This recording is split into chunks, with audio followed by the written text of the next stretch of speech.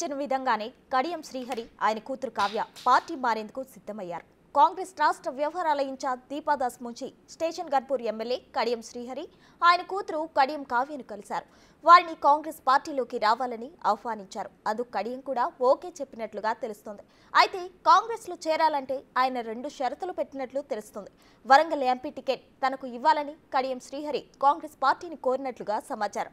ఎమ్మెల్యేగా రాజీనామా చేస్తా అని ఆ స్థానంలో తన కూతురికి అవకాశం ఇవ్వాలని కోరగా అందుకు రాష్ట్ర కాంగ్రెస్ పెద్దలు ఏఐసీసీ కూడా ఓకే చెప్పినట్లుగా తెలుస్తుంది. దీంతో ఆయన నేడో రేపో ఢిల్లీ వెళ్లి కాంగ్రెస్ లో చేరనున్నారని సమాచారం.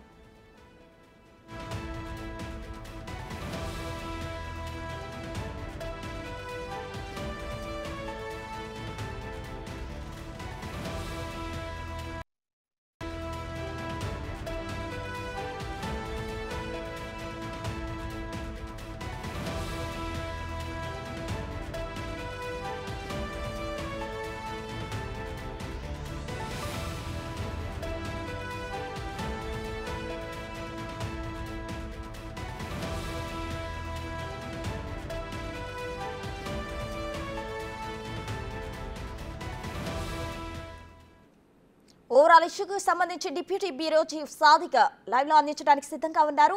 సాదిక్ చెప్పండి.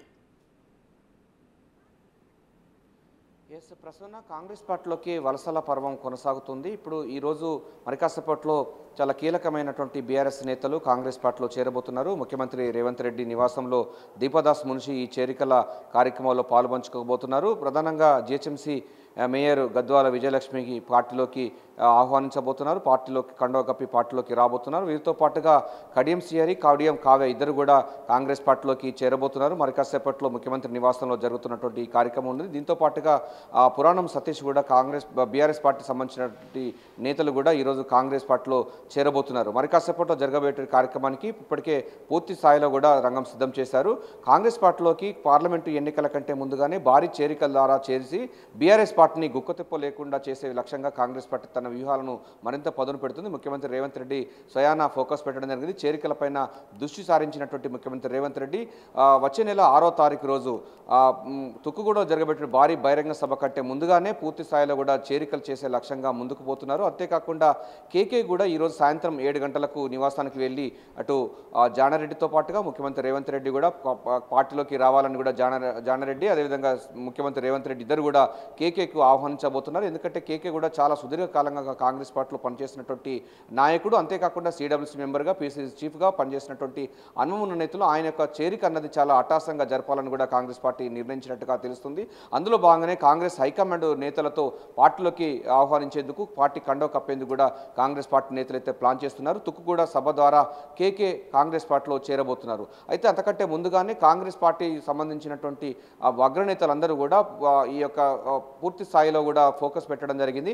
ప్రధానంగా కాంగ్రెస్ పార్టీలో చేరికల పర్వం కొనసాగుతుంది. ఎందుకంటే ప్రభుత్వం ఏర్పడిన తర్వాత, ప్రజా పరిపాలన ఏర్పడిన తర్వాత 3 నెలల్లో కూలుస్తామన్నటువంటి బీఆర్ఎస్ నేతలకు గట్టి సమాధానం చెప్పే లక్ష్యంగా పీసీసీ చీఫ్ ముఖ్యమంత్రి రేవంత్ రెడ్డి ఫోకస్ పెట్టడం జరిగింది. అటు బీఆర్ఎస్ పార్టీకి, బీజేపీ పార్టీకి గట్టి సమాధానం చెప్పే లక్ష్యంగా పార్లమెంటు ఎన్నికల కంటే ముందుగా పూర్తి స్థాయిలో ఫోకస్ పెట్టి మిగతా పార్టీలను అందరూ కూడా కాంగ్రెస్ పార్టీలో చేరిక చేసే లక్ష్యంగా ఉండబోతున్నారు. కాంగ్రెస్ పార్టీ వచ్చే పార్లమెంటు ఎన్నికల్లో 14 పైగా సీట్లు గెలుపుకునే లక్ష్యంగా పూర్తి స్థాయిలో వ్యూహాత్మకంగా ముందుకు పోతున్నట్టుగా స్పష్టమవుతుంది. మరి కాసేపట్లో జిహెచ్ఎంసీ మేయర్గా ఉన్నటువంటి గద్వాల విజయలక్ష్మితో పాటుగా కడియం శ్రీహరి, అదే కడియం కావ్య ఇద్దరు కూడా కాంగ్రెస్ పార్టీలో చేరబోతున్నారు. వారితో పాటుగా పురాణం సతీష్ కూడా కాంగ్రెస్ పార్టీలో చేరబోతున్నారు. ఏదైనప్పటికీ తుక్కుగూడ సభ కంటే ముందుగానే భారీ చేరికలు చేయాలని, అదేవిధంగా బీఆర్ఎస్ పార్టీకి పూర్తిగా ఒక పెద్ద షాక్ ఇవ్వాలనే లక్ష్యంగా సీఎం రేవంత్ రెడ్డి అయితే ప్లాన్ చేసినట్టుగా స్పష్టంగా అర్థమవుతుంది.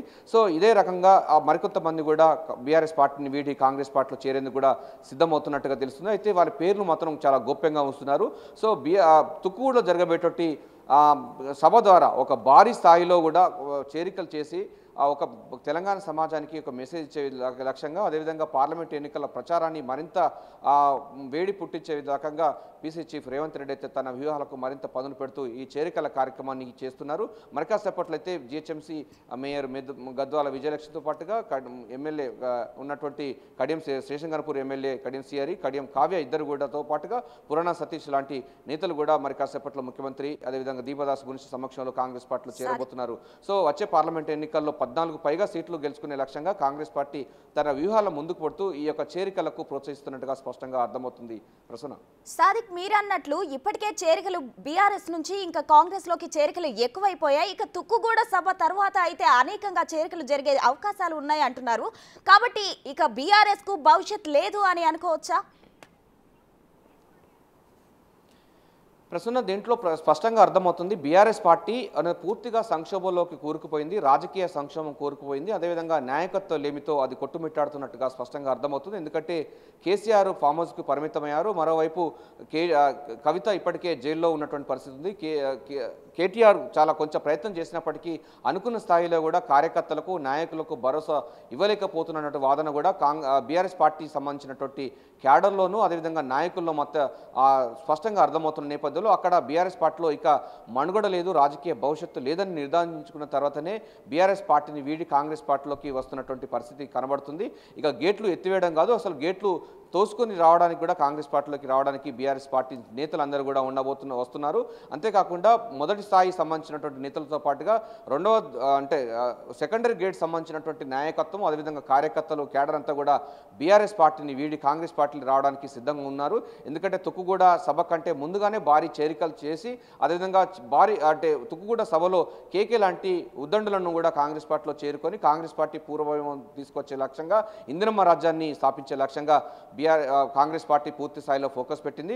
గతంలో ఉన్నటువంటి కాంగ్రెస్ పార్టీని అనేక విధాలుగా నష్టాలు కలిగజేసినటువంటి బీఆర్ఎస్ పార్టీకి గట్టి బుద్ధి చెప్పే లక్ష్యంగా పీసీ చీఫ్ రేవంత్ రెడ్డి ఒక రివెంజ్ తీసుకున్నట్టుగా అర్థమవుతుంది. రాజకీయంగా తన వ్యూహాలను మరింత పదును పెడుతూ బీఆర్ఎస్ పార్టీని పూర్తిగా ఖాళీ చేసే లక్ష్యంగా అయితే పావులు కదుపుతున్నట్టుగా స్పష్టమవుతుంది. అగ్రనేతలందరినీ కూడా కాంగ్రెస్ పార్టీలోకి ఆహ్వానిస్తున్న పరిస్థితి కనబడుతుంది. ఈరోజు సాయంత్రం 7 గంటలకు జానారెడ్డితో పాటుగా పీసీ చీఫ్ ముఖ్యమంత్రి రేవంత్ రెడ్డి ఇద్దరు కూడా కేకే నివాసానికి వెళ్ళి ఆయనతోని సంప్రదింపులు జరపబోతున్నారు. ఆయన యొక్క చేరిక అన్నది కూడా అట్టాసంగా జరపాలి, తుక్కుగూడ సభన లేకపోతే ఢిల్లీలో అగ్రనేతల సమక్షంలో జరపాలన్న దానిపైన కూడా చర్చించే అవకాశం ఉంది. సో కేకే లాంటి అగ్రనేతలు కూడా కాంగ్రెస్ పార్టీలోకి ఉన్నారు. ఎందుకంటే చాలా సుదీర్ఘకాలంగా కాంగ్రెస్ పార్టీలో పనిచేసినటువంటి అనుభవం ఉన్న నేపథ్యంలో ఆయన యొక్క చేరిక ద్వారా తెలంగాణ సమాజానికి తెలంగాణ ఇచ్చినటువంటి కాంగ్రెస్ పార్టీ అదేవిధంగా తెలంగాణ ఇచ్చినటువంటి తల్లి సోనియా గాంధీకి ఒక గిఫ్ట్ ఇచ్చే లక్ష్యంగా అయితే రేవంత్ రెడ్డి ప్లాన్ చేస్తున్నట్టుగా స్పష్టమవుతుంది. సో ఈ రకంగా ప్రస్తుతం కాంగ్రెస్ పార్టీ అనేది పూర్తి స్థాయిలో రాజకీయ సంక్షోభంలో కూరుకుపోయింది. ఎందుకంటే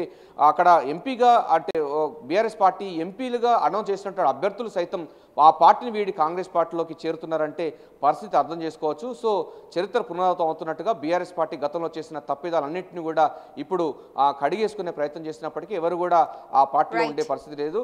కాంగ్రెస్ పార్టీ వైపే ర్యాలీ ఎత్తున్నారు. మరిన్ని చేరికలు ఉండే అవకాశం అయితే కనబడుతుంది. మరి కాసేపట్లో గద్వాల విజయలక్ష్మి, కడియం శ్రీహరి, కడియం కావ్య, పురాణ సతీష్ లాంటి నేతలందరూ బీఆర్ఎస్ నేతలందరూ కూడా బీఆర్ఎస్ పార్టీ వీడి మరి కాసేపట్లో కాంగ్రెస్ పార్టీలో చేరబోతున్నారు. ప్రస్తుతం vote you. Right, thank you Sadiq.